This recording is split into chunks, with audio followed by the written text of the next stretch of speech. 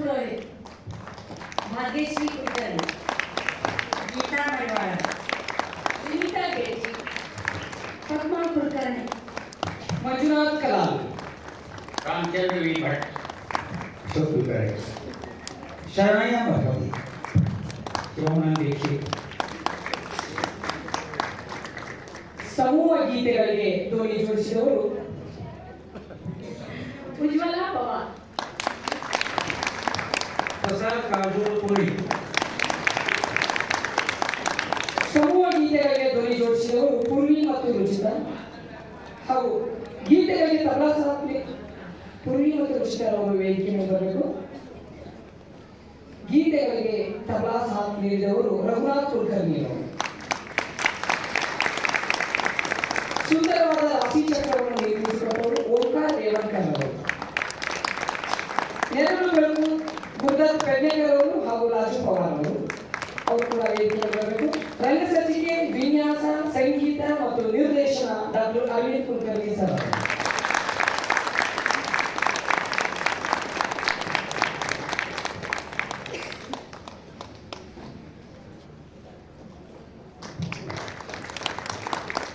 ನಮಸ್ಕಾರ ಎಲ್ಲರಿಗೂ. ನಕ್ಕಿಂತ ಸ್ವಲ್ಪ ಜೋರಾಗಿ ಚಪ್ಪಾಳೆ ಹಿಡಿತಾರೆ. ಯಾರು ಬೇಡ ಮಾಡ್ತಾರೆ ಚಪ್ಪಾಳಿಗೆ ಯಾರು ಜೋರ ಇಲ್ಲ. ನಗೋದು ಚಪ್ಪಾಳೆ ಹೊಡೆಯೋದು ಜನ್ಮಸಿದ್ಧ ಹಕ್ಕು. ಯಾಕೆ ಚಪ್ಪಾಳೆ ಜೋರು ಹೊಡ್ತೀರಿ, ಯಾಕೆ ನಗ್ತೀರಿ, ಯಾಕೆ ಜೀವನ ಇನ್ನೂ ಮುಂದುವರಿತಿರ್ತದೆ. ಇವತ್ತು ಕೆಳಗೆ ಫುಲ್ಲಾಗಿ ಮ್ಯಾಲೆ ಫುಲ್ಲಾಗಿ ನೋಡಿ ಬಹಳ ಬಹಳ ಬಹಳ ಖುಷಿ ಆಯ್ತು. ಯಾಕಂದರೆ ಬಹಳ ಕಡಿಮೆದವರು ನಾಟಕ, ಮಕ್ಕಳ ನಾಟಕ, ಆಮೇಲೆ ಮಕ್ಕಳ ನಾವು ಮತ್ತೊಂದು ಸಲ ಪೂರ್ತಿ ಹೌಸ್ಫುಲ್ ನಾಟಕ ನೋಡ್ತಾ ಇದ್ದೀವಿ. ಇವತ್ತು ಈ ರಾಜು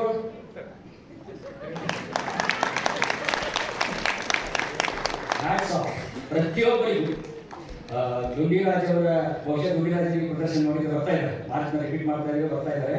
ಈ ಪ್ರದರ್ಶನ ಖಂಡಿತ ಇವತ್ತು ನೋಡಿದ್ರೆ ಭಾಳ ಖುಷಿ ಆಗ್ತಿದ್ರು. ನಿಮಗೂ ಖುಷಿ ಆಗಿದೆ ಅಂದ್ಕೊಂಡಿದ್ದೀನಿ ನಾನು. ಇನ್ನು ಯಾಕಂದರೆ ಆ ಖುಷಿ ಮನೆಗೆ ಹೋಗಿ ಜಾಸ್ತಿ ಮಾತಾಡೋಲ್ಲ. ಇವತ್ತು ನಮ್ಮ ಕಾರಂಜಿ ಮಠದ ಖುಷಿ ಮಹಾಸಭಾ ಬಂದರು. ಅವ್ರು ದಯವಿಟ್ಟು ವೇದಿಕೆಗೆ ಬರಬೇಕು ಅಂತ ಹೇಳ್ತಾ ಇದ್ದೀನಿ.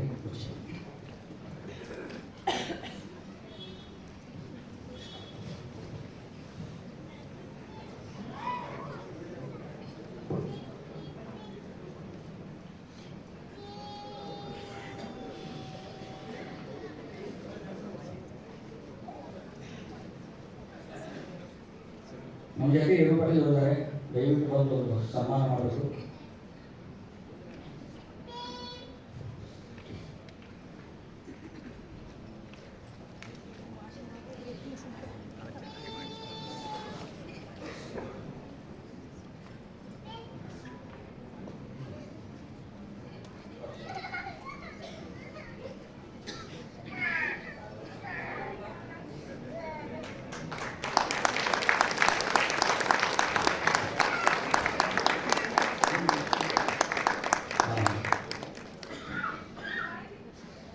ಅವರು ಆಶೀರ್ವಚನೆ ನೀಡಬೇಕು ಅಂತ ಹೇಳ್ತಾರೆ.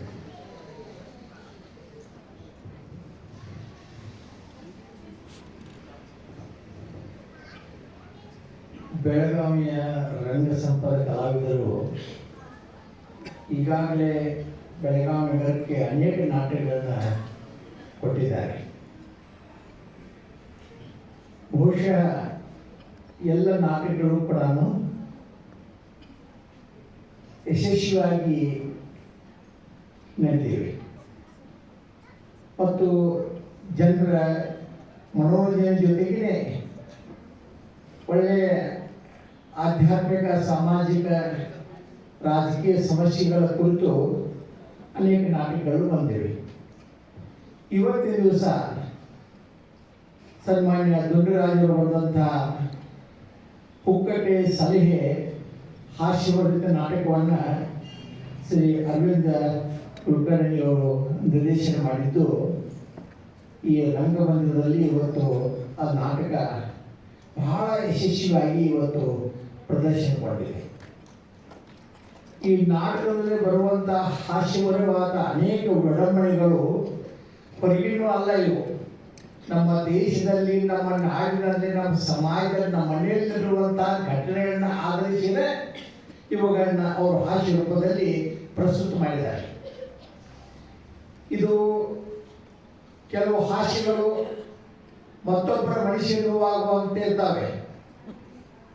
ಕೆಲವು ಹಾಸ್ಯಗಳು ಸಮಾಜದಲ್ಲಿ ಆಗುವಂಥ ದೋಷಗಳನ್ನು ನಿವಾರಣೆ ಮಾಡುವಂತಹ ಇರ್ತವೆ.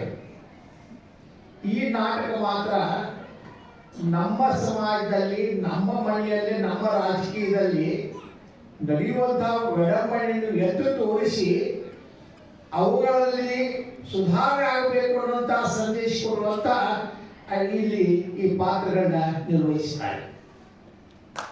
ಈ ವೇದಿಕೆ ಈ ನಾಟಕದಲ್ಲಿ ಮಾಡಿದಂಥ ದೊಡ್ಡ ಪಾತ್ರಗಳಾಗಲಿ ಸಣ್ಣ ಪಾತ್ರಗಳಾಗಲಿ ಎಲ್ಲರೂ ಕೂಡ ತಮ್ಮ ಪಾತ್ರಕ್ಕೆ ನ್ಯಾಯ ಒದಗಿಸಿಕೊಟ್ಟಿದ್ದಾರೆ ಅನ್ನೋ ಮಾತನ್ನ ಬಹಳ ಸಂತೋಷದಿಂದ ಹೇಳಬಯಸ್ತಾರೆ.